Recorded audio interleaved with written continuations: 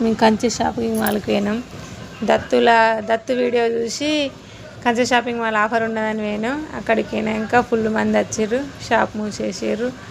Offer లేదు, చీరలు అయిపోయినాయి బొమ్మని యజమాని చెప్తాడు.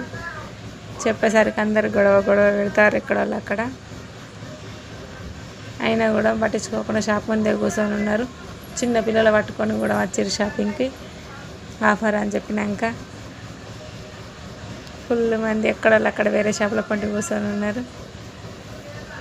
మేము మాత్రం అక్కడనే నిల్చొని ఉన్నాం. ఏ షాప్ తెస్తారో ఒక షాప్ తెస్తారో చీరలు కొనుక్కోవచ్చా అని.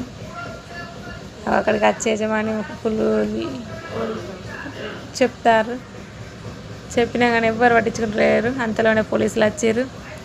ఎక్కడ వాళ్ళు అక్కడ నిలగొట్టారు.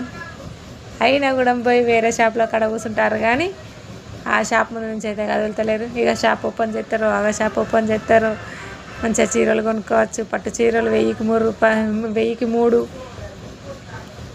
500కి 3 డైలీ శారీస్ చెప్పి షాప్ మూసేసారు. ఎక్కడక్కడ బిత్తిరిపోయినట్టు పిచ్చోళ్ళ లెక్క కూర్చొని ఉన్నాం మేమందరం. పోలీసులు వచ్చి యజమానితో మాట్లాడారు. అక్కడ షాప్ ముందే నిల్చొని ఉన్నారు పోలీసు వాళ్ళు. ఇంతలోనే మహిళలందరూ గొడవ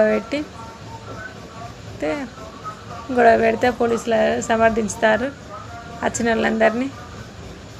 అయినా కూడా పోలీసుల మాట కూడా కేర్